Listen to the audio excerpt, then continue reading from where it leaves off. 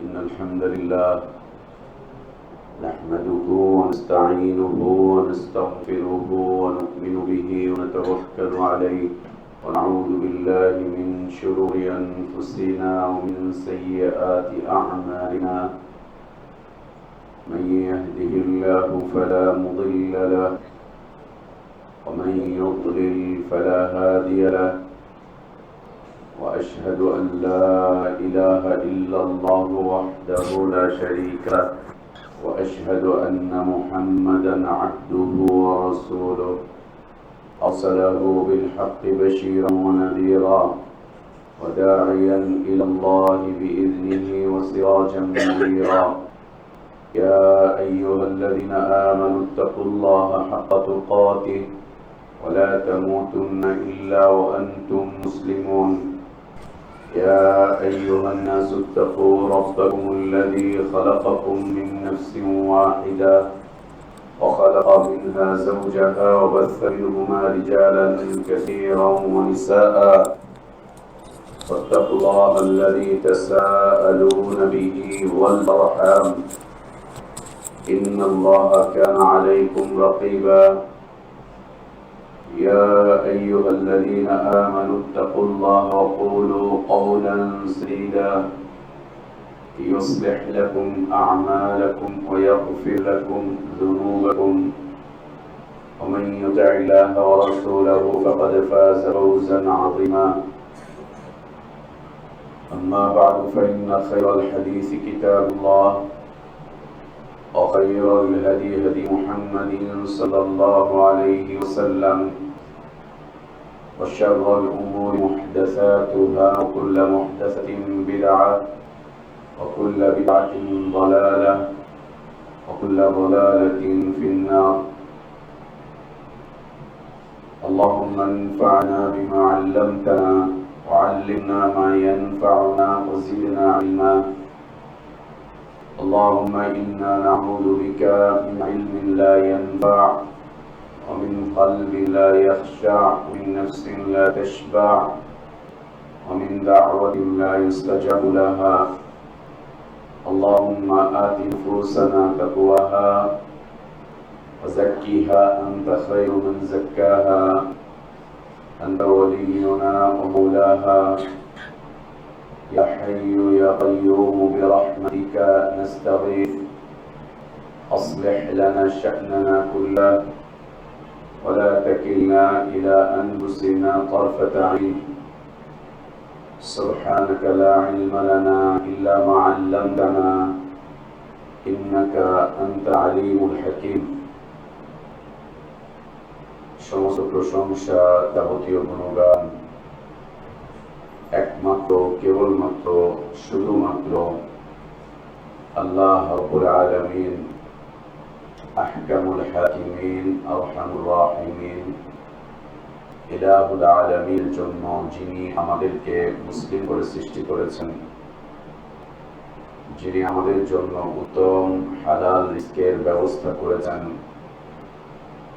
যিনি আমাদেরকে বিশুদ্ধ হিদায়াতের পথে আহ্বান জানিয়েছেন, যিনি আমাদেরকে মৃত্যু দিবেন, যিনি আমাদেরকে পুনরায় কিয়ামতের দিন তাঁরই সামনে হিসাবের কাঠগড়ায় দাঁড় করাবেন এবং বিশুদ্ধ ঈমান, বিশুদ্ধ আমলের ভিত্তিতে যিনি আমাদেরকে নাজাত আর জাযা দান করবেন, সে আল্লাহর প্রশংসা, যিনি জুমার সালাত আদায়ের জন্য পৃথিবীর শ্রেষ্ঠতম পবিত্রতম স্থান মসজিদে আসার তৌফিক দান করেছেন। আলহামদুলিল্লাহ।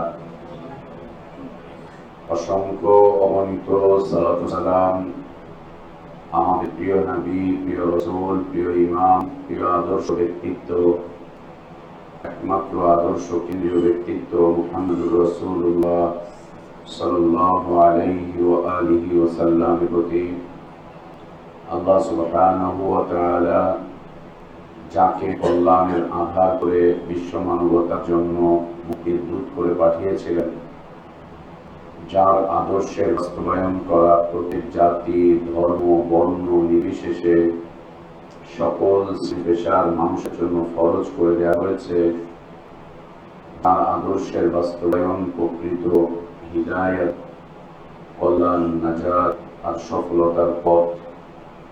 আল্লাহুম্মা সাল্লি আলা মুহাম্মদ ওয়া আলা আলি মুহাম্মদ কামা সাল্লাইতা আলা ইব্রাহিম ওয়া আলা আলি ইব্রাহিম ইন্নাকা হামিদুম মাজিদ। আল্লাহুম্মা বারিক আলা মুহাম্মদ ওয়া আলা আলি মুহাম্মদ কামা বারাকতা আলা ইব্রাহিম ওয়া আলা আলি ইব্রাহিম ইন্নাকা হামিদুম মাজিদ।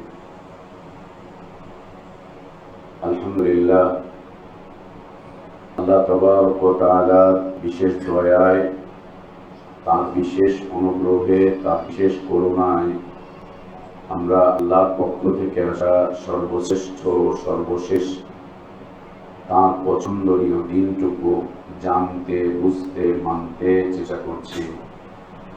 আল্লাহর কাছে আমাদের দোয়া, আল্লাহ আমাদের এই দিন জীবনটুকু কবুল করে নেন, আমাদের ভুলগুলো আল্লাহ সংশোধন করে দেন, গুনাহগুলো আল্লাহ মাফ করে দেন। আল্লাহ আমাদেরকে ঈমান আর ইসলামের প্রকৃত সৌন্দর্যের উপরে বাঁচিয়ে রাখেন। ঈমান আর ইসলামের পূর্ণতার উপরে আল্লাহ আমাদেরকে মৃত্যুদান করেন, আমিন। সম্মানিত মুসল্লিবৃন্দ, প্রিয় মুসলিম ভাই বোনেরা, আমরা ধারাবাহিকভাবে একটি বিষয়ের উপরে খুতবা দিয়ে আসছিলাম, যদিও বা মাঝখানে প্রেক্ষাপট অনুযায়ী এর ব্যত্যয় ঘটেছে। আমাদের খুতবার বিষয়বস্তু ছিল মৃত্যু, মৃত্যুকালীন হালাত, মৃত্যু পরবর্তী জীবন, কবর, হাশর, সিরাত, অতঃপর জান্নাত অথবা জাহান্নাম। এ বিষয়ে ধারাবাহিকভাবে আমরা যে খুতবা উপস্থাপন করে এসেছিলাম, আমাদের আলোচনা চলছিল মৃত্যুকালীন হালাত নিয়ে। মৃত্যু অবধারিত এক বিষয়, মৃত্যু নির্ধারিত এক বিষয়, মৃত্যু নিশ্চিত এক বিষয়। কিন্তু মৃত্যুর বিষয়টি এতটাই আশ্চর্যজনক যে মানুষ মৃত্যুর ঠিক পূর্ব মুহূর্তেই, একেবারে কাছাকাছি সময় সে বুঝতে পারে যে আমি মরে যাচ্ছি। তার আগ পর্যন্ত সে বুঝে উঠতে পারে না যে সে মরে যাচ্ছে। একেবারে ঠিক পূর্ব মুহূর্ত, অর্থাৎ মালাকুল মাউত, রোগ কবজকারী অথবা আমাদের এই আত্মাকে গ্রহণকারী সত্তা মালাইকা যখন একদম চলে আসে, এসে যখন এই মৃত্যু পথযাত্রী ব্যক্তির ঘাড়ের কাছে, তার সামনে যখন চলে আসে, তখন তাকে সে দেখতে পায়। যখন সে তাকে দেখতে পায়, তখনই শুধুমাত্র বুঝতে পারে যে আমি মরে যাচ্ছি, মৃত্যু আমার একদম সন্নিকটে, আমার আর বাঁচার মতো কোনো পথ নেই। এটি শুধু সাধারণ মানুষদের জন্যই নয়, এটি নবী রাসূলদের ক্ষেত্রেও ঘটেছিল। মুসা আলাইহিস সালাতু ওয়াস সালামের কাছে মালাকুল মউত আসলেন, এসে তাকে সালাম করলেন। মুসা আলাইহিস সালাতু ওয়াস সালাম তাকে দেখে কথোপকথন শুরু করলেন, পরিচয় জানতে চাইলেন। তো মালাকুল মউত বললেন যে আমি মালাকুল মউত, আপনার রূহ নিতে এসেছি।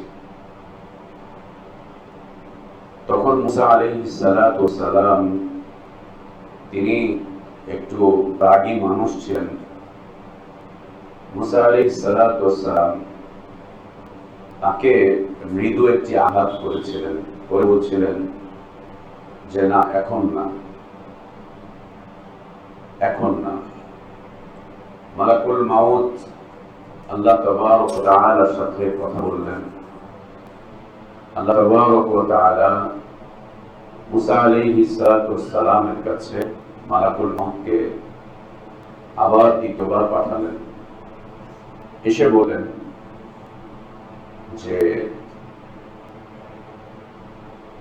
একটি গরুর শরীরে হাত রাখলে পরে যে পরিমাণ পশম আপনার হাতে আসে, সে পরিমাণ সময় আপনাকে সুযোগ দেওয়া হয়েছে, এতটুকু সুযোগ আপনি পাবেন। তখন মুসা আলাইহিস সালাম তাকে বললেন যে এতটুকু সুযোগ আমি পাবো, এতটুকু বয়স আমি পাবো, সময় পাবো, অতঃপর কি হবে? বলছে তারপরে আপনাকে মৃত্যুবরণ করতে হবে, বাঁচার কোন সুযোগ নেই। তখন মুসা আলাইহিস সালাম এই বিষয়টি নিশ্চিত হলেন। তিনি বললেন শেষ পর্যন্ত যখন মৃত্যুবরণ করতেই হবে তো আর দেরি কেন? তিনি মৃত্যুবরণ করলেন। মালাকুল মউত তার রূহকে নিয়ে গেলেন। ঠিক যখন মানুষ মৃত্যুর সময় চলে আসে, মালাকুল মউত যখন আসেন, তখনই একজন মানুষ বুঝতে পারে যে আমার সময় শেষ হয়ে গেছে। তার আগ পর্যন্ত আল্লাহ তাবারক ওয়া তাআলা মানুষকে অনেকগুলো সিগন্যাল দেন, অনেকগুলো আলামত তার শরীরের মধ্যে আল্লাহ তাবারক ওয়া তাআলা স্পষ্ট করেন। তারপরেও মানুষ এর থেকে গাফিল থাকে, একদম গাফিল থাকে। এই আলামতগুলোর মধ্যে হতে এটি হচ্ছে শারীরিক দুর্বলতা। শারীরিক দুর্বলতা কোনো কিছু দিয়েই এটি আর কমছে না, এটি আর পুরো হচ্ছে না, কোনোভাবেই না, কোনোভাবেই, কোনো ওষুধে, কোনো চেষ্টায়, কোনো তদবিরে এটি আর পুরো হচ্ছে না। এটি দিনের পর দিন খারাপের দিকেই যাচ্ছে। এটি একটি আলামত। অন্যদিকে শরীরের এই অস্থি মজ্জাগুলো, অঙ্গ প্রত্যঙ্গগুলো আর আগের মতো করে স্বাদ দেয় না, আগের মতো করে আর স্বাদ দেয় না। এই অস্থি মজ্জাগুলো, অঙ্গ প্রত্যঙ্গগুলো আগের মতো আর স্বাদ দেয় না, আগের মতো করে আর সঙ্গ দেয় না। এটি আরেকটি আলামত আমাদের হায়াত শেষ হয়ে যাওয়ার, মৃত্যুর কাছাকাছি যাওয়ার। এরকম আরেকটি আলামত হচ্ছে আমাদের শরীরের বিভিন্ন পরিবর্তন, চুল, দাড়ি, মুছ এগুলোতে রং ধরা, সাদা হয়ে যাওয়া। একটা হচ্ছে হরমোনাল কারণ, যে কোনো বয়সেই হতে পারে, এটা না, বয়সের কারণে চুল পড়ে যাচ্ছে, চুল সাদা হয়ে যাচ্ছে, এগুলো। আরেকটি হচ্ছে দীর্ঘ রোগ ব্যাধি শরীরে এসে জমতে থাকা, যা থেকে কোনোভাবেই আর পরিত্রাণ পাওয়া যাচ্ছে না। দীর্ঘ রোগ ব্যাধি একের পর এক শরীরে এসে বাসা বাঁধা, যা থেকে আর পরিত্রাণ পাওয়ার মতো কোনো সুযোগ হচ্ছে না, কোনো চেষ্টা, কোনো তদবির। এর সাথে সাথে অসংখ্য মৃত্যু দেখা, অসংখ্য প্রিয় ব্যক্তির মৃত্যুজনিত বিষয়বস্তুর সাথে অংশগ্রহণ করা, লাশের সাথে জানাজা করতে যাওয়া, দাফনে যাওয়া, অন্যদের মৃত্যুর সংবাদ শোনা, এগুলো সব আমাদের হায়াত শেষ হয়ে যাচ্ছে এর একটি একটি আলামত, একটি একটি নিদর্শন, একটি একটি সিগন্যাল আমাদের জীবনের জন্য। আল্লাহ তাবারক ওয়া তাআলা এত সব আলামত, সিগন্যাল রাখার পরেও আমরা নিজেরা নিজেদেরকে সুসংহত করি না, নিজেদেরকে সংযত জীবনের দিকে নিয়ে যাই না, বরং এমন জীবনের দিকে আমরা পদচারণা করতে থাকি, চলতে থাকি, এমন এক জীবনের দিকে আমরা আমাদের অবস্থানকে মজবুত করি যে মনে হয় আমরা এই দুনিয়া ছেড়ে যাব না, এই দুনিয়াতেই আমরা থেকে যাব। এটাই মনে হয় আমাদের চিরস্থায়ী ঠিকানা, এটাই মনে হয় আমাদের স্থায়ী নিবাস, এটাই মনে হয় স্থায়ী নিবাস। মৃত্যুকে স্মরণ করা একটি ইবাদত, এটি মুস্তাহাব একটি ইবাদত। প্রতিনিয়ত মৃত্যুকে স্মরণ করা, এই কাজটুকু যে করে যে আমি মরে যাব, আমি দুনিয়া ছেড়ে চলে যাব, সবকিছুই রেখে যাব, এই কাজটুকু যে করে, এই স্মরণটুকু যে ব্যক্তি করে, সে অনেক গুনাহ, অনেক পাপ থেকে বেঁচে থাকতে পারে। আল্লাহ তাকে অনেক গুনাহ, অনেক পাপ থেকে বেঁচে থাকা তৌফিক দান করেন। অনেক গুনাহ থেকে, অনেক পাপ থেকে বেঁচে থাকার তৌফিক সে পেয়ে যায় যে ব্যক্তি মৃত্যুকে স্মরণ করে। দ্বিতীয়ত হচ্ছে, যে ব্যক্তি প্রতিনিয়ত মৃত্যুকে স্মরণ করে, সে তার অতীতের গুনাহ থেকে তওবা করতে পারে, অতীতের গুনাহ থেকে প্রায়শ্চিত্ত করতে পারে, অতীতের গুনাহ থেকে সে তওবা করতে পারে, অতীতের পাপ থেকে সে প্রায়শ্চিত্ত করতে পারে। যে ব্যক্তি মৃত্যুকে স্মরণ করে, যে ব্যক্তি মনে করে যে না, আমি তো যে কোনো মুহূর্তেই মারা যেতে পারি, এই কথা যার মনে মস্তিষ্কে সবসময় ঘুরপাক খায় যে যে কোনো মুহূর্তে আমি মারা যেতে পারি, যে কোনো মুহূর্তে আমার মৃত্যু হতে পারে, আমি যে কোনো মুহূর্তে এ দুনিয়া ছেড়ে চলে যেতে পারি, তখন সে অতীতের গুনাহ থেকে প্রায়শ্চিত্ত করতে পারে, পাপ থেকে ক্ষমা চেয়ে নিতে পারে আল্লাহর কাছে। দ্বিতীয়ত হচ্ছে, যে ব্যক্তি মৃত্যুকে স্মরণ করে সবসময়, সে দুনিয়া থেকে অন্যের হাতগুলোকে দিয়ে তারপরে দুনিয়া থেকে যেতে পারে, পাওনাদারের পাওনা মিটাতে পারে, পাওনাদারের পাওনাগুলো সে মিটাতে পারে।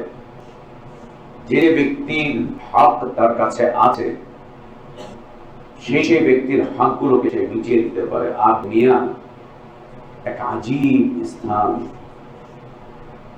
আপনার কাছে কেউ টাকা পায়, এখন প্রভাব প্রতিপত্তির কারণে আপনার কাছে টাকা চাইতে পারছে না, নিতে পারছে না, টাকা পাক, সম্পদ পাক, অথবা আপনার কাছে কেউ,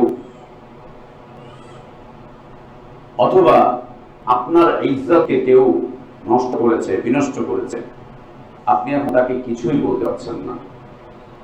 ঠিক যখনই এই দেনাদার ব্যক্তি মারা যায়, তখন তার লাশের সামনে এসে পাওনাদাররা দাঁড়িয়ে যায়, লাশের সামনে এসে পাওনাদাররা দাঁড়িয়ে যায় যে আমি ওর কাছে এটা পাবো, এটা পাবো, এটা পাবো, এগুলো দাও। লাশের সামনে এসে পাওনাদাররা দাঁড়িয়ে যায়, জানাজা দিতে তারা বাধা প্রদান করে, এবং এটা ইসলামেরও বিধান, এটা ইসলামেরও বিধান। জানাজা দিতে বাধা প্রদান করে, লাশ দাফন করে বাধা প্রদান করে। এতটুকু করে যদি মানুষ ক্ষান্ত হতো, তাও হতো। কবর দেওয়ার পরে সে কবরের উপরে গিয়ে জুতার বাড়ি দেয়, কবরের উপরে গিয়ে পেশাব করে, ইচ্ছা করে প্যান্টের পাটটা খুলে খুলে পেশাব করে, কবরের উপরে গিয়ে জুতার বাড়ি দেয়। এগুলো পৃথিবীতে নজির আমরা দেখতেই পাচ্ছি, এগুলো দেখা যায়। এবং আল্লাহ রাসূল সাল্লাল্লাহু আলাইহি ওয়াসাল্লাম তিনি দেনাদার ব্যক্তি জানাজা পড়াতে অস্বীকৃতি জানিয়েছেন যে না, ঋণী ব্যক্তির জানাজা আমি পড়াবো না, অস্বীকৃতি জানিয়েছেন। দুনিয়ার এইরকমই, যতক্ষণ নেতৃত্ব থাকে, যতক্ষণ কর্তৃত্ব থাকে, যতক্ষণ ক্ষমতা থাকে, যতক্ষণ প্রভাব প্রতিপত্তি থাকে, ততক্ষণ পাওনাদাররা এসে তার কাছে তার পাওনাটা চাইতে পারে না, পাওনাটা আদায় করতে পারে না। যখন তার কর্তৃত্ব চলে যায়, ক্ষমতা চলে যায়, নেতৃত্ব চলে যায়, প্রভাবটুকু চলে যায়, প্রতিপত্তিটুকু যখন চলে যায়, তখন দুনিয়ার মানুষগুলো আজীব আচরণ করে, জুতা পেটা করে, পুষ্পোত্তরিকা দাহ করে, মামলা দায়ের করে, এই সেই দেখতেই পাচ্ছেন দেশের পরিবেশ, দেখতেই পাচ্ছেন।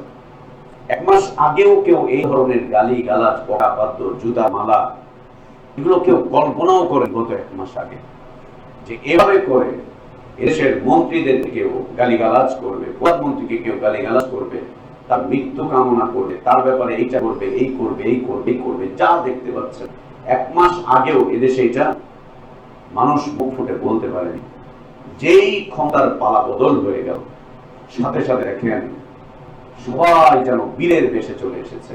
ছাগলের বাচ্চাগুলো সিংহের বাচ্চায় পরিণত হয়েছে, বরং বিলায়ের বাচ্চাগুলো সিংহের বাচ্চায় পরিণত হয়েছে। বিলায়ের বাচ্চাগুলো সিংহের বাচ্চায় পরিণত হয়েছে। এতই যখন পারো তো তখন পারো কেন? আর মরে গেলে মানুষ কি করবে? দেখেন মরাবাবের মূর্তির মাথার উপরে উঠে পেশাব করছে, মরাবাবের মূর্তির মাথার উপরে উঠে পেশাব করেছে। আর কয়েকদিন আগেও এই মূর্তিগুলোর সেবা করা হয়েছে, ধুলা ঝাড়া হয়েছে, ময়লা পরিষ্কার করা হয়েছে, মনের মণি কোঠায় বসিয়ে রাখা হয়েছে। দুনিয়ার জীবনটা এইভাবে আজীব, এরকমই দুনিয়ার জীবন, এরকমই। সৌদি আরবের একজন আলেম আব্দুর রহমান আরিফি হাফিজাল্লাহ, তিনি সৌদি আরবের একজন বড় জেনারেলের একটা ছোট্ট ইতিহাস তুলে ধরেছেন যে আমার পরিচিত একজন বড় জেনারেল, সরকারি কর্মকর্তা, আর্মির জেনারেল, তাকে আমি দেখেছি তার বাড়িতে সবসময় মানুষের ভিড়, সবসময় এই তদবিরের জন্য আসে, ওই তদবিরের জন্য আসে, কে হাদিয়া নিয়ে আসে, কে তোহফা নিয়ে আসে, সারাক্ষণ ভিড়। এই লোকটা ঘুমাতে পারতো না, রাত 1টা নাই, 1:30 নাই, 2টা নাই, তাকে কেউ ছেড়েই যেতে চাচ্ছে না। যেই এই লোকটার চাকরি শেষ হয়ে গেল, লোকটা শুনশান এক নীরব জীবনের মধ্যে পড়ে গেল। কেউ আর তার কাছে আসে না, আত্মীয় স্বজনরাও না, বন্ধু বান্ধবরাও না, কেউ তার কাছে আসে না। কেন? এখানে আর স্বার্থ নেই। এখন যে লোকগুলো তার কাছে আসতো, এই লোকগুলো এখন চলে গেছে এর এই জায়গায় যেই জেনারেল আবার এসে তার অফিসে গিয়ে ভিড় করেছে।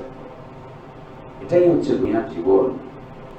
আজ আপনার টাকা আছে, প্রভাব আছে, প্রতিপত্তি আছে, ক্ষমতা আছে, মানুষ আপনাকে স্যালুট করবে, বাহবা দিবে। আপনার অন্যায়গুলো মানুষ সওয়াবের কাজ হিসাবে দেখাবার চেষ্টা করবে। না না না, আপনি এটা সওয়াবের কাজ করছেন, আপনি এটা খুব ভালো কাজ করছেন। আপনার মতো চরিত্র আর কারো হতে পারে? আপনি চরিত্র আপনারটা ফুলের মতো পবিত্র, আর আপনি যে আচার আচরণ মানুষের সাথে করছেন, এটা তো মধুর মতো আচরণ। এই আচরণটাই তো জনগণ পাবে, এই আচরণটাই তো করা উচিত। আপনার কোনো দোষ নেই, আপনার কোনো অন্যায় নেই, আপনার কোনো অপরাধ নেই, আপনার কোনো গুনাহ নেই। দুনিয়াতে আপনি যেমন পপুলার, আপনার জান্নাতে বিশাল এক জায়গা রেখেছে, মৌলবী ভাড়া করে রাখা আছে, মৌলবীরা দুনিয়া থেকে তাদেরকে জান্নাতে সুসংবাদ দিচ্ছে, এই করছে, সেই করছে। যেই পালা বদল হবে, সাথে সাথে এই অবস্থা উপস্থিতি।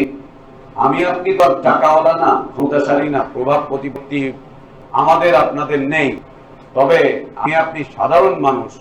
দুনিয়ার জীবনে হয়তো আমাদের কাছে আমাদের পাওনাদাররা চলে আসতে পারে, আপনি হয়তো তাকে ধমক দিয়ে, বকাশকা দিয়ে, এই সেই করে আপনি তাকে ফিরিয়ে দিতে পারেন, কিন্তু মৃত্যুর পরে দেখবেন যে সে এসে দাঁড়িয়ে আছে, সে আসে দাঁড়িয়ে আছে মৃত্যুর পরে। আর আপনি কারো অধিকার নষ্ট করেছেন, কারো হক নষ্ট করেছেন, কারো সম্মানকে বিনষ্ট করেছেন। এখন আপনার ছেলে আপনার জানাজার সামনে নিয়ে বলছে, আমার বাপ যদি আপনাদের সাথে খারাপ আচরণ করে থাকে, এই করে থাকে, সে করে থাকে, আমি ছেলে হয়ে করজোর অনুরোধ করছি আমার বাপকে তারা মাফ করে দিয়েন। নালায়েক সন্তান এটা নালায়েক সন্তান। বাপের লাশের সামনে দাঁড়িয়ে কথা বলছে, কথা বলাই জায়েজ নেই। আর আমরা বলবো এটা হানাফিরা করে, বিলকুল না, এটা আহলে হাদিসরাও করে, এটা আহলে হাদিসরাও করে। লাশকে সামনে রেখে যে বক্তব্য করা, বিবৃতি দেওয়া, এ শুধু হানাফিদের কাজ, আহলে হাদিসরাও করে, আলেমরাও করে, তাও করে। এই তো গত বছর খানেক আগে ঠাকুরগাঁয়ে গিয়েছিলাম একজন মাদানী আলেমের জানাজা পড়ার জন্য। লাশটা সামনে রাখা, লাশটা সামনে রাখা আহলে হাদিসদের সংগঠনগুলোর মধ্যে একটা সংগঠনের শীর্ষ নেতা, সেক্রেটারি জেনারেল, একজন মাদানী, তিনি দাঁড়িয়ে প্রায় আধা ঘন্টার মতো বক্তব্য করছেন, দলের প্রশংসা করছেন, উনি আমার দলের কর্মী ছিল, এই ছিল, সে ছিল, এবং বলতে মাঝখানে বললেন যদিও বা লাশ সামনে রেখে কথাবার্তাগুলো বলা জায়েজ নেই, তারপরেও না বললেই নয়, তারপরেও বলতে হচ্ছে। ইন্নালিল্লাহ, না বললেই নয়, তারপরেও বলতে হচ্ছে। মাদানী আলেম, আহলে হাদিস আলেম, আহলে হাদিসদের জানাজা, আহলে হাদিস এলাকায়, আহলে হাদিস মসজিদে, আহলে হাদিস মাঠে, আহলে হাদিস আলেমের জানাজা। সে তারপরেও না বললেন না। উনি বললেন, ওনার ভাই বললেন, ওনার বাপও বললেন। লাশ সামনে রেখে প্রায় 30-40-45 মিনিটের লম্বা লেকচার চলছে। কোথায় পার্থক্য? সেখানে দাঁড়িয়ে এখন ক্ষমা চায় মানুষ মানুষের কাছে। আপনাদের যদি কোনো এই সে থেকে থাকে, কাউকে যদি মনে কষ্ট দিয়ে থাকে, আপনি আল্লাহর রাস্তায় ক্ষমা করে দিয়েন।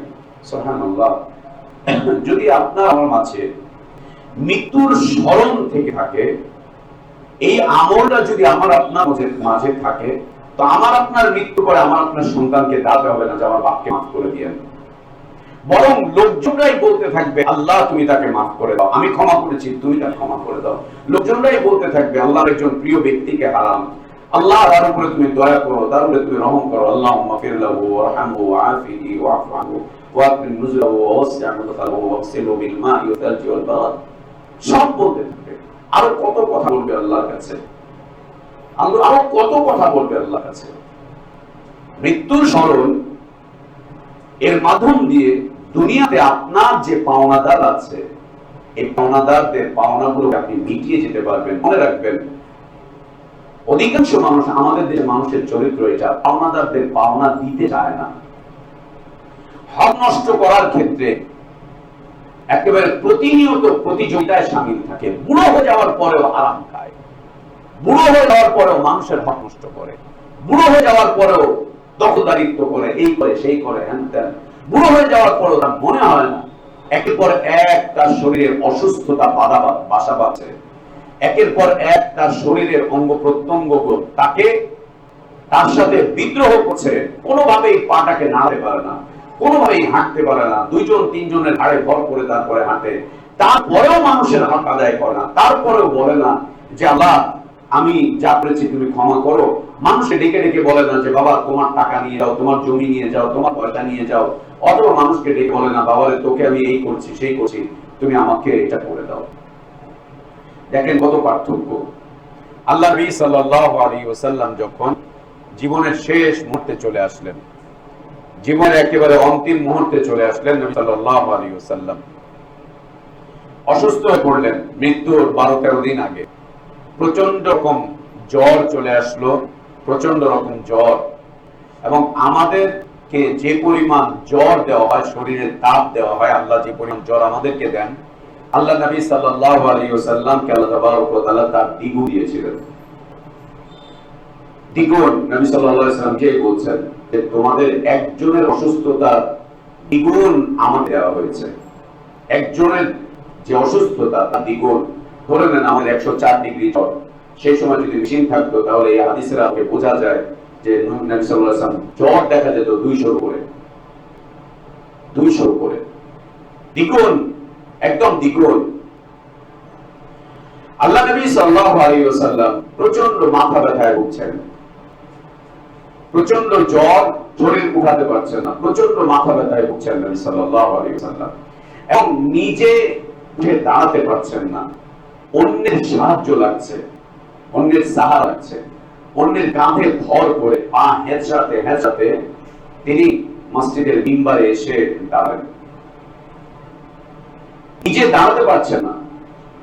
অন্য 2জন সাহাবী, আলী রাদিয়াল্লাহু আনহু এবং আরেকজন সাহাবী তুফাইল রাদিয়াল্লাহু আনহু, এই দুজনের কাঁধের উপরে নবী সাল্লাল্লাহু আলাইহি ওয়াসাল্লাম এভাবে করে ভর করলেন। ভর করে এরপরে নিজের পায়ের উপরে তিনি দাঁড়াতে পারছেন না, পা হেঁচড়াচ্ছেন, পা হেঁচড়াচ্ছেন। হেঁচড়াতে হেঁচড়াতে তিনি মিম্বার পর্যন্ত চলে আসেন। কেন জানেন? কেন জানেন? তার জীবনের শেষ বক্তব্য এটি, শেষ খুতবা এটি। এসে আল্লাহর প্রশংসা করলেন। অতঃপর সাহাবীদের সামনে নিজেকে তিনি উপস্থাপন করলেন, নিজেকে তিনি সাহাবীদের সামনে উপস্থাপন করলেন।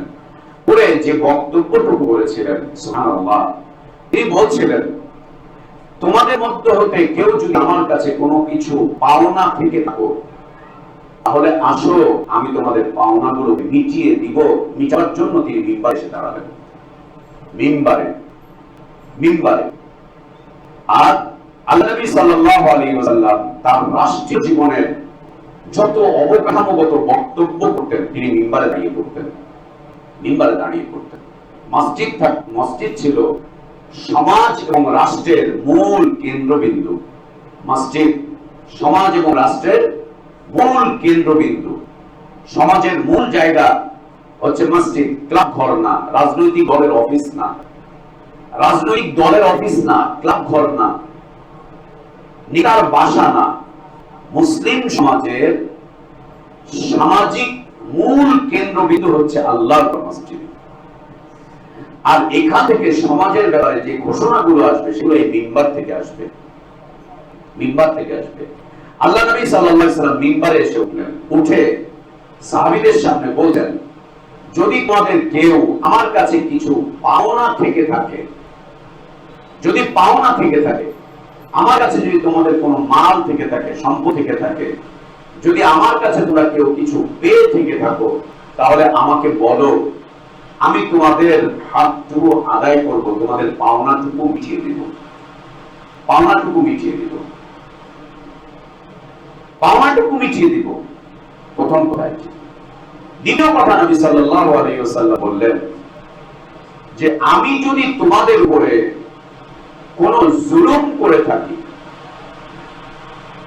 আমি যদি তোমাদের উপরে কোনো অন্যায় করে থাকি, কোনো অত্যাচার করে থাকি, কোনো নির্যাতন করে থাকি, অথবা আমি যদি তোমাদের উপরে কোন ধরনের বাড়াবাড়ি করে থাকি,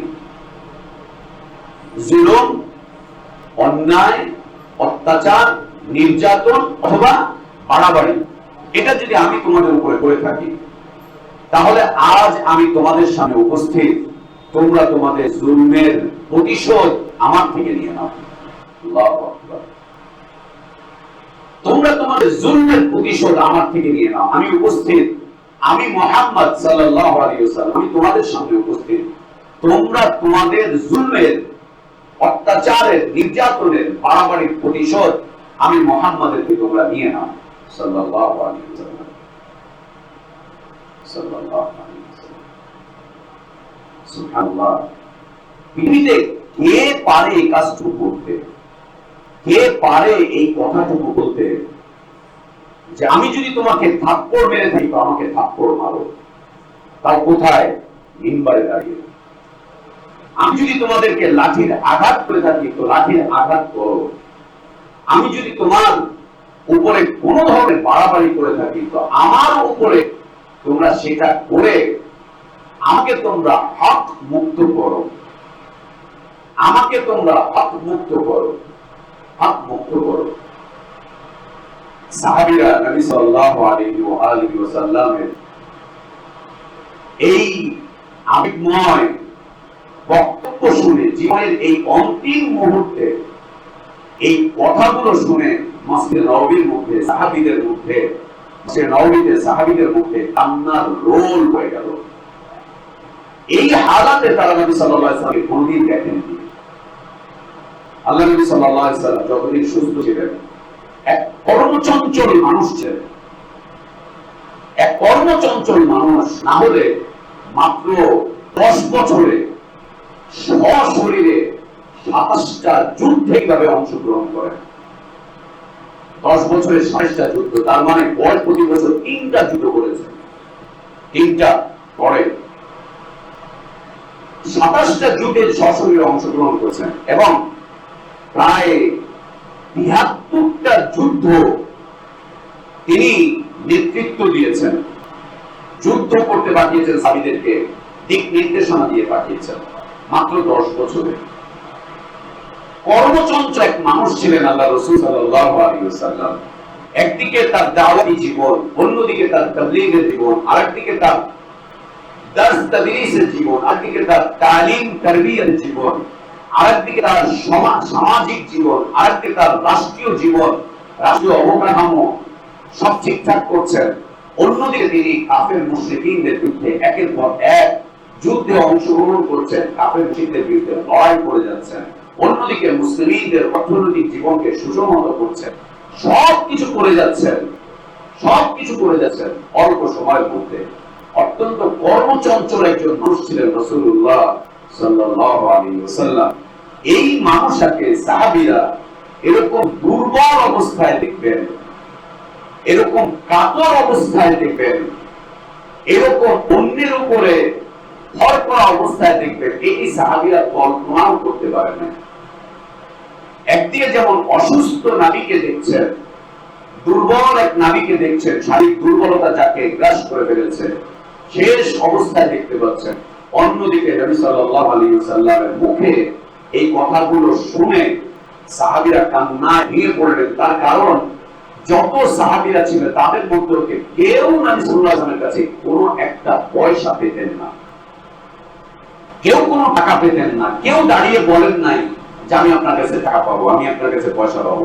আপনি আমার প্লট দখল করে খেয়েছেন, আপনি আমার সাথে প্লটকে কেন্দ্র করে দালালি করেছেন, দালালি খাইছেন, হারাম খাইছেন, প্লট দখল করে খাইছেন, এই খাইছেন, সেই খাইছেন, এই জমি খাইছেন, সেই জমি খাইছেন, আপনি আমাদের থেকে ঋণ উঠিয়ে খেয়েছেন, আপনি রাষ্ট্রের টাকা খেয়েছেন। এই একটা কথাও কেউ বলতে পারেন নাই, বলার কোনো সুযোগ ছিল না। তার কারণ তার জীবনটা এর মধ্যে ছিলই না, বরং মানুষকে তিনি এই বিষয়ে সাবধান করে গিয়েছেন। কেউ দাঁড়াতে পারলেন না।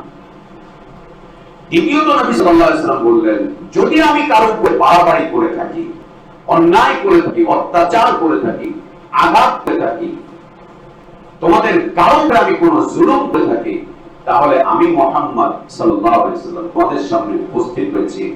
যা তোমাদের উপর আঘাত করেছি তা আমাকে ফিরিয়ে দাও, আমার উপর আঘাত করে আমাকে তোমরা এই দেনা থেকে মুক্ত করো।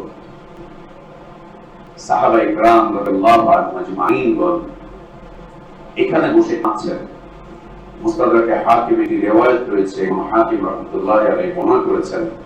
কেউ কেউ একে যায়ীফ বলেছেন, আবার কেউ কেউ একে হাসান পর্যায়ে বলেছেন।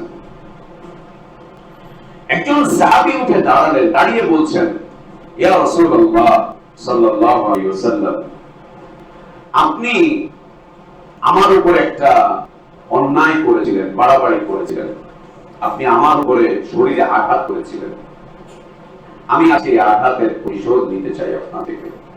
একজন মাত্র সাহাবী উঠে দাঁড়ালেন, দাঁড়িয়ে বলছেন, যদিও বা এই অংশটুকুকে কেউ দুর্বল বলেছেন, কেউ হাসান বলেছেন। তো বলছেন, ইয়া রাসূলুল্লাহ, আপনি আমার উপরে বাড়াবাড়ি করেছিলেন, আপনি আমাকে আঘাত করেছিলেন, আমি এর প্রতিশোধ নিতে চাই। সব সাহাবীরা তার দিকে তাকিয়ে আছেন নির্বাক, যে এটা কিভাবে সম্ভব, রাসূলের উপরে প্রতিশোধ নিতে চাই এই ব্যক্তি। তিনি দাঁড়ালেন, দাঁড়িয়ে বলছেন, আপনি এক যুদ্ধের ময়দানে কাতার সোজা করতে গিয়ে লাঠি দিয়ে যখন কাতার সোজা করছিলেন, তখন সেই লাঠির আঘাত আমার শরীরে লেগেছিল, আমি ব্যথা পেয়েছিলাম, আমি এটা প্রতিশোধ নিতে চাই, আমি এটা প্রতিশোধ নিতে চাই। সাহাবীরা সব তার দিকে তাকিয়ে আছেন।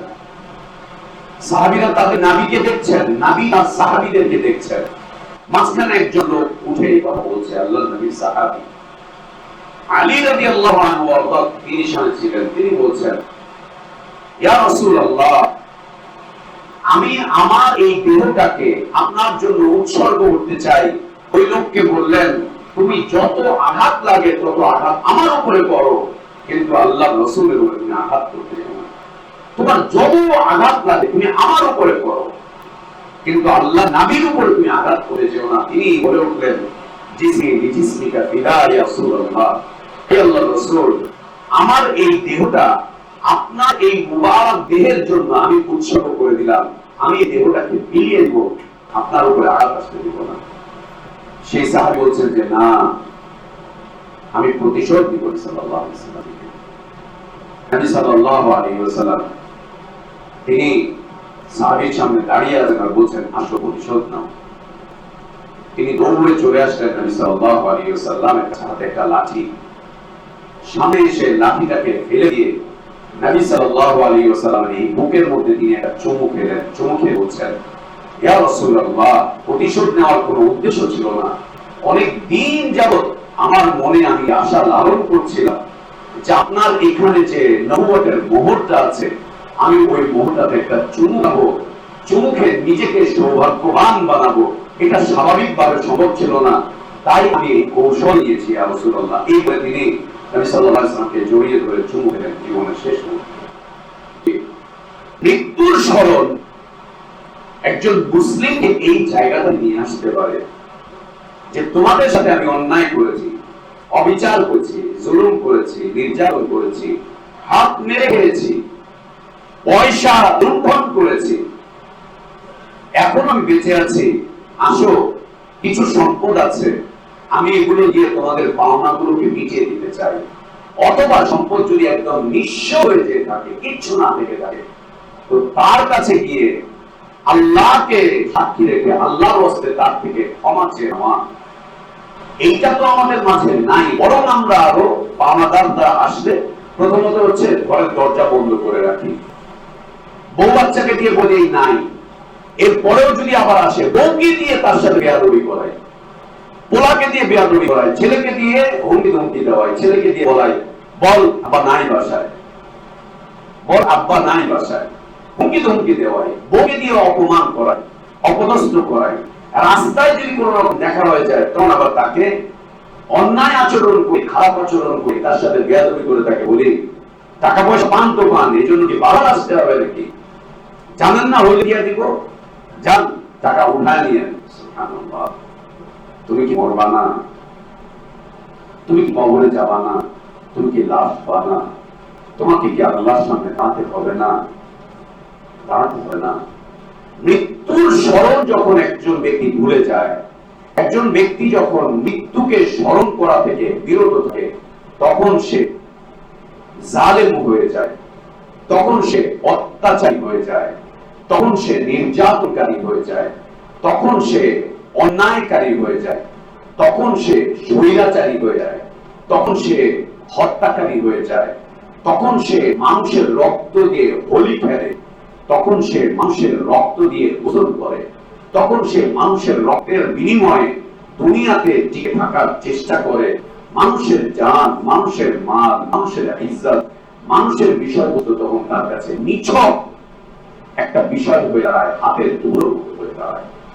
সম্মানিত উপস্থিতি, মৃত্যু স্মরণ এটি একটি ইবাদত, এটি একটি ইবাদত যা আমাদের জীবনকে পরিমার্জিত করে, যা আমাদের জীবনকে পরিশীলিত করে, যা আমাদের জীবনকে নম্র করে, ভদ্র করে, যা আমাদের জীবনে অনেক ইজ্জতের রাস্তাকে খুলে দেয়, যা আমাদের জীবনের অনেক সফলতার রাস্তাকে খুলে দেয়। আর যে ব্যক্তির মাঝে, যে মুমিন ব্যক্তির মাঝে মৃত্যুর স্মরণ থাকে, সে মৃত্যুকে ভালোবেসে মৃত্যুকে আলিঙ্গন করে নেয়, মৃত্যুকে আলিঙ্গন করে নেয়। আল্লাহ তাবারক ওয়া তাআলা আমাদেরকে সদা সর্বদা সর্ব অবস্থায় মৃত্যু বিষয়টিকে সামনে রেখে বাকি জীবনটুকু যাপন করার তৌফিক দান করেন। বারাকাল্লাহু লানা ওয়া লাকুম ফিল কুরআনিল আযীম ওয়া নাফা'নি ওয়া ইয়্যাকুম বিমা ফীহি মিনাল আয়াতি ওয়া যিকরিল হাকীম। أقول قولي هذا وأستغفر الله لي ولكم ولسائر المسلمين من كل ذنب فاستغفروه وأتوبوا إليه إنه هو الغفور الرحيم. الحمد لله على إحسانه والشكر له على توفيقه وامتنانه وأشهد أن لا إله إلا الله وحده لا شريك له له الملك وله الحمد يحيي ويميت وهو على كل شيء قدير تعظيما للشأنه وأشهد أن محمدا عبده ورسوله وصفيه وخليله الداعي إلى رضوانه صلى الله عليه وعلى آله وأصحابه وبارك وسلم تسليما كثيرا إلى يوم الدين ثم أما بعد সম্মানিত উপস্থিতি, আল্লাহ রাসূল সাল্লাল্লাহু আলাইহি ওয়াসাল্লাম তিনি সুন্দর বলছেন, মান আহাব্বা লিকা আল্লাহি আহাব্বা আল্লাহু লিকাআহ ওয়া মান কারিহা লিকা আল্লাহ কারিহা আল্লাহু লিকাআহ। একজন মানুষ যখন মৃত্যুর মাধ্যম দিয়ে আল্লাহর সাক্ষাৎকে পছন্দ করে, ভালোবাসে, তখন আল্লাহ তার সাক্ষাৎকে পছন্দ করেন, তার সাক্ষাৎকে আল্লাহ কামনা করেন, তার সাক্ষাৎকে আল্লাহ ভালোবাসেন। অর্থাৎ আপনি যদি চান আপনি আল্লাহর সাথে সাক্ষাৎ করবেন, আল্লাহর সাথে সাক্ষাৎ করার মতো কোন যোগ্যতা কোন মানুষের দুনিয়ার এই জীবনে নেই, ছিল না, হবেও না। কোন মানুষের না দুনিয়ার এই জীবনে আল্লাহর সাথে সাক্ষাৎ করার কোন যোগ্যতা দুনিয়ার এই জীবনে ছিল না, নেই, হবেও না। আল্লাহর সাথে সাক্ষাৎ করতে হলে একটা বাধা আমাদের জীবনে রয়েছে, সেটা হচ্ছে মৃত্যু। সেটি হচ্ছে মৃত্যু। মৃত্যু মৃত্যু পরবর্তী জীবনে আল্লাহর সাথে সাক্ষাৎ হওয়া সম্ভব সৌভাগ্যবান ব্যক্তিদের জন্য, দুর্ভাগ্যের জন্য নয়। সৌভাগ্যবান ব্যক্তিদের জন্য আল্লাহর সাথে সাক্ষাৎ হওয়া সম্ভব, তা হচ্ছে মৃত্যুর পরে।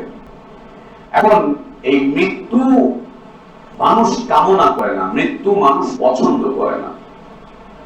মৃত্যু যদি কামনা না করে, মৃত্যু যদি পছন্দ না করে, তো সে ব্যক্তি আল্লাহর সাক্ষাৎকে কিভাবে পছন্দ করবে? আল্লাহর সাক্ষাৎকে সে কিভাবে ভালোবাসবে?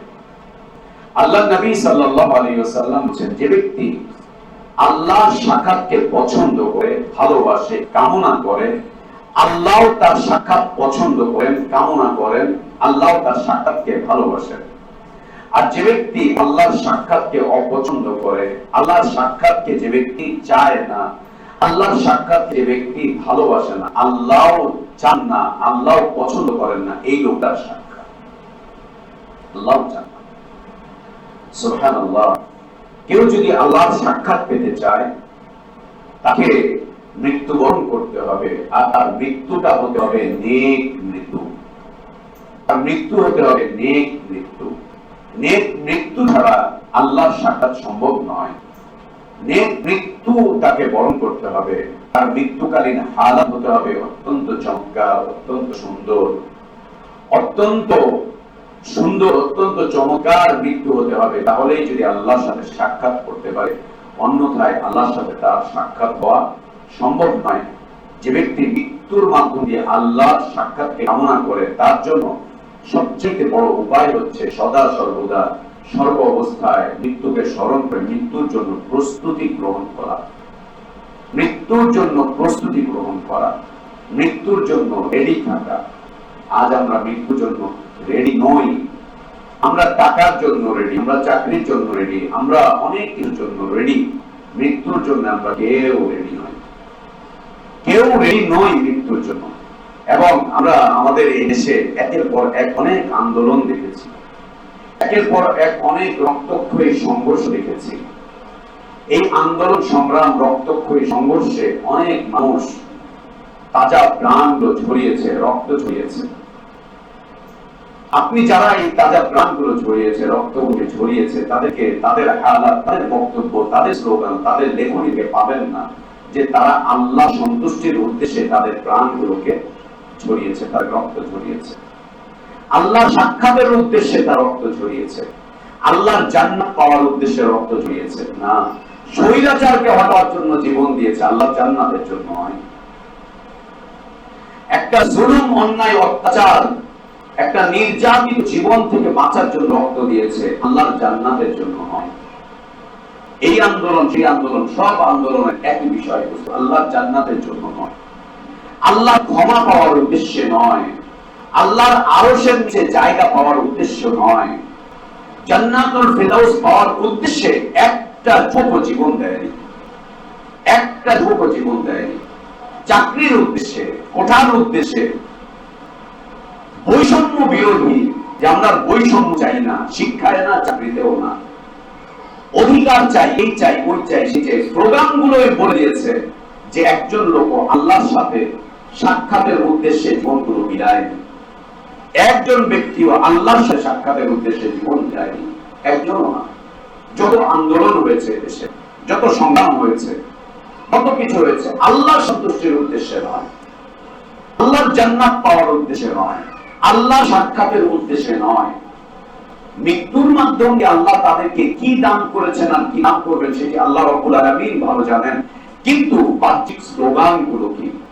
অথচ নবী সাল্লাল্লাহু আলাইহি ওয়াসাল্লাম জীবনের শেষ মুহূর্তে স্লোগানগুলোর কথা বলেছেন। মান কানা আখিরু কালামিহি লা ইলাহা ইল্লাল্লাহ দাখালাল জান্নাহ। যে ব্যক্তি লা ইলাহা ইল্লাল্লাহকে প্রতিষ্ঠার জন্য আন্দোলন করতে করতে, সংগ্রাম করতে করতে মৃত্যুবরণ করবে, সে ব্যক্তিকে আল্লাহ জান্নাত দিবেন। এই বাচ্চাগুলো একটাও লা ইলাহা ইল্লাল্লাহর জন্য মরে নাই, আল্লাহর তাওহীদ প্রতিষ্ঠার জন্য মরে নাই, রাসূলের রিসালাতের জন্য একটা বাচ্চাও জান দেয় নাই। কিভাবে দিবে? ওদের শিক্ষকরা ওদেরকে শেখায়নি লা ইলাহা ইল্লাল্লাহর জন্য জীবন দিতে হয়। ওদের শিক্ষকরা ওদেরকে শেখায়নি কালিমাত তাওহীদের জন্য জীবন দিতে হয়। ওদের শিক্ষকরা ওদেরকে শেখায়নি রাসূলের রিসালাতের জন্য জীবন দিতে হয়, শেখায়নি। কেন? বস্তুবাদী শিক্ষা এটি, বস্তুবাদী শিক্ষা এটি, পুঁজিবাদী শিক্ষা এটি, সমকামিতার শিক্ষা এটি। এরা কি জন্য জীবন দিবে? যে জন্য জীবন দিবে সেজন্য আমরা দেখতেই পেয়েছি। মৃত্যুর মিছিলে শত শত মানুষ অংশগ্রহণ করেছে, শত শত প্রাণ ঝরে গিয়েছে। আল্লাহ তাদেরকে কি হালাত করেছেন, কি হালাতে রেখেছেন সেটা আল্লাহই ভালো জানেন। কিন্তু বাহ্যিক কথা, বাহ্যিক আমল, বাহ্যিক বক্তব্য, বাহ্যিক বিবৃতি, বাহ্যিক স্লোগান একটাও জান্নাতের উদ্দেশ্যে ছিল না, একটাও আল্লাহর ক্ষমার উদ্দেশ্যে ছিল না, একটাও আল্লাহ তাআলা সন্তুষ্টির উদ্দেশ্যে ছিল না। ঝরে যাচ্ছে মুসলিম যুবকের তাজা প্রাণ। কোথায় যাচ্ছে? কাকে শক্তিশালী করছে? কাকে ক্ষমতাবান করছে? কাকে করছে? যাদেরকে করছে তারা এসে ইসলামের জন্য কি করছে আর কি করবে? সামনের দিনগুলো আমাদের সামনে অপেক্ষা করছে। আল্লাহ আমাদেরকে মৃত্যুর প্রস্তুতি নেওয়ার তৌফিক দান করেন। মনে রাখতে হবে, দুনিয়াতে এসেছে আল্লাহ পাঠিয়েছেন, দুনিয়ার প্রয়োজনগুলো আল্লাহ দিচ্ছেন, তো মরবো তো আল্লাহর জন্যই মরবো। এটাই হচ্ছে অধিকার একজন মুসলিমের, এটাই একজন মুসলিমের স্লোগান, এটাই একজন মুসলিমের চিন্তা। দুনিয়া এসেছি আল্লাহ পাঠিয়েছেন, দুনিয়ার প্রয়োজনগুলো আল্লাহ মিটাচ্ছেন, অতএব দুনিয়া থেকে বিদায় নিব আল্লাহকে খুশি করতে করতে বিদায় নিব, আল্লাহকে সন্তুষ্ট করতে করতে বিদায় নিব, আল্লাহর কাছে চাইতে চাইতে বিদায় নিব, আল্লাহর জন্যই দুনিয়া থেকে বিদায় নিব। রক্ত ঝরাবো তো আল্লাহর জন্য, অঙ্গ হানি হবে তো আল্লাহর জন্য, চোখ নষ্ট হবে তো আল্লাহর জন্য, বাচ্চারা সাদা বরণ করবে আল্লাহর দ্বীনের জন্য করবে। এই আন্দোলন যদি দ্বীনের জন্য হতো, এদেশে সব মানুষ বলতো এগুলো জঙ্গি। এই আন্দোলন যদি লা ইলাহা ইল্লাল্লাহর জন্য হতো, দেশের আমর সব জনগণ বলবে এরা উগ্রবাদী।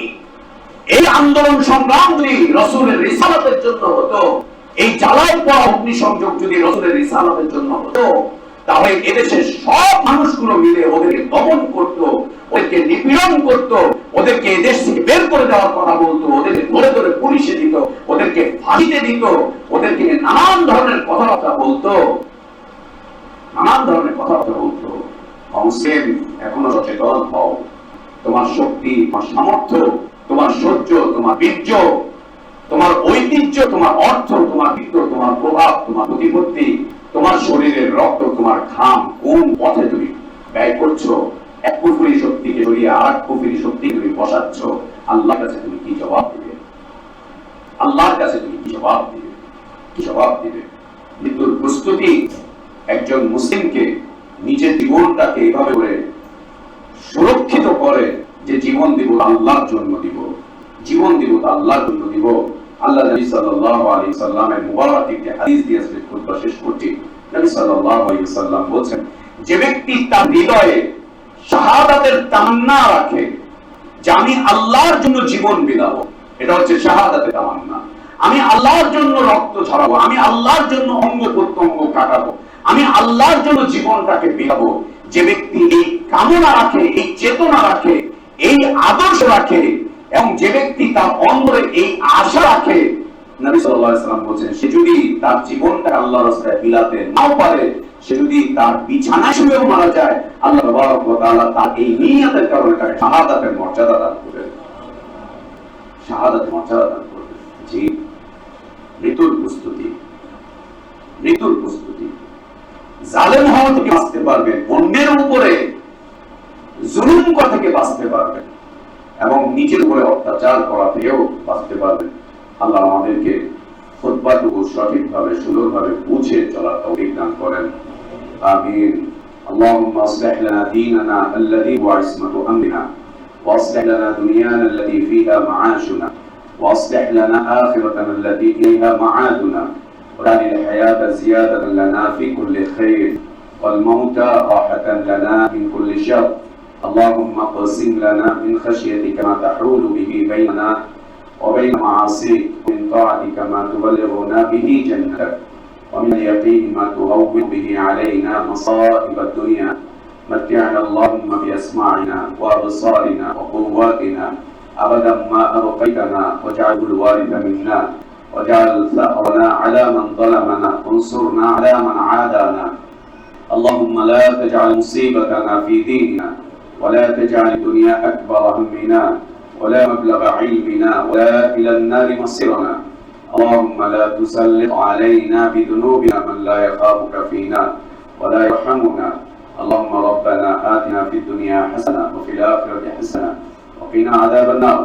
ربنا اغفر لنا ذنوبنا ولإخواننا الذين سبقونا بالإيمان ولا تجعل في قلوبنا غلا للذين آمنوا ربنا إنك رؤوف رحيم. عباد الله رحمكم الله، إن الله يأمركم بالعدل والإحسان وإيتاء ذي القربى وينهى عن الفحشاء والمنكر والبغي يعظكم لعلكم تذكرون. فاذكروا الله العظيم الجليل يذكركم واشكروه على نعمه يزدكم ولذكر الله أكبر والله يعلم ما تصنعون.